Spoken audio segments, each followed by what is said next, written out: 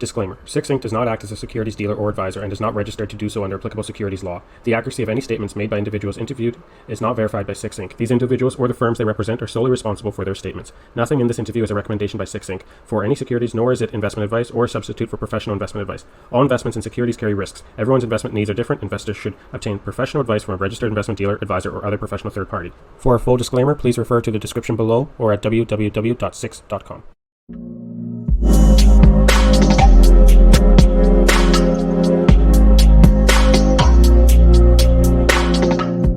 Hello, everyone, and welcome to the Six Report. I'm here with Anil, the Executive Vice President and Director of Steppe Gold, and you're currently at PDAC. Is that right, sir? How would you describe PDAC this year?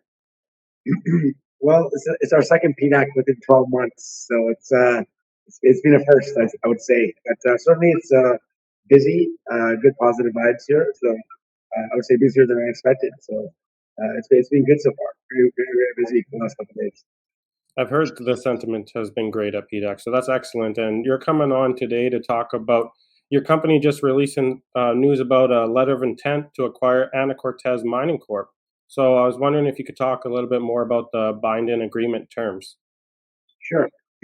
Yeah, we just released that early morning yesterday, and it's a fantastic asset that we were able to acquire.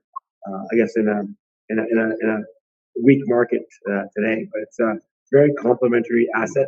2.5 million ounces, 1.9 million ounces in sulfides, with leachable oxides and sulfides of another 600,000 ounces. So very similar to what we did in Mongolia. We have the ability to build a heap leach operation as a starter project in Peru. Now we're diversified from a country perspective. We're in a new country that's very mining centric. It's a mining jurisdiction, well established. So it's not a frontier or emerging market like Mongolia. Yet we've doubled the size of our company with minimal dilution. So it's about a $21 million Canadian acquisition, shares only. So it's a fantastic result. It sequences very well with our phase 2 expansion in Mongolia to then bring this online after we bring our production online in phase 2. In Mongolia, we can then bring our team to go develop this heap leach operation, which we've already built in Mongolia, in Peru in the next couple of years.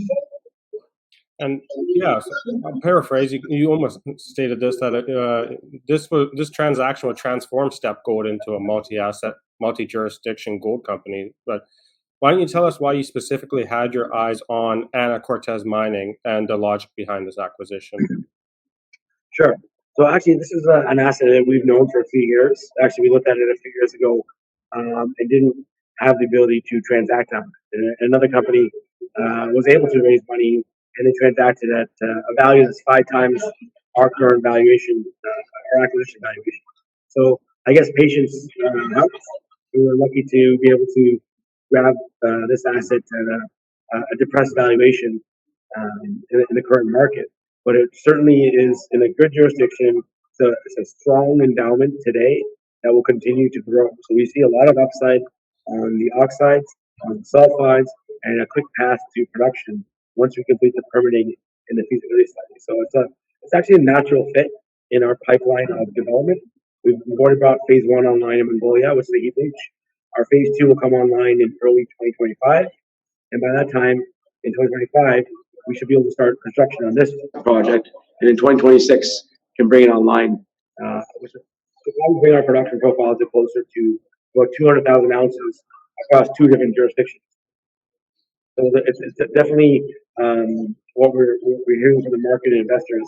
It's definitely good to have optionality and diversification in terms of jurisdiction. So no matter how well we do in one jurisdiction, we may not get the value that other companies get by having multiple assets in multiple jurisdictions. This helps for a re-rate, a diversification of risk, and our profile. Okay, and with these ongoing protests in Peru, it has been making headlines in this country for the last couple of years, and some individuals might be concerned about this jurisdiction. Why is your team comfortable acquiring an operator out of Peru? Sure. Yeah, the social issues today in country are, I would say, not generally related to mining. per se. And yes, it has to do with the leaders in the country. There's noise in a lot of countries where everyone operates, including Canada. And so you see the same type of noise or distraction. But bottom line is, Peru is a mining jurisdiction. It's a top mining jurisdiction. They have many producing mines. It's the driver of the economy, of jobs, of the country, just like Mongolia. So it's very crucial for mining projects to come online to create those jobs and revenue and business drivers. So we don't see that as an issue. We see that as noise and actually an opportunity. So this will not last too long, we think. And for us, it's not a lot of at-risk capital to acquire this asset and move it along over the next couple of years without having to actually spend a lot of money in construction. Exactly. Thank you so much. If you want to learn more about Step Gold, you can go to stepgold.com. Thank you, Anil, for taking the time to chat with me today, and I'll let you get back to the conference. Great. Thanks so much.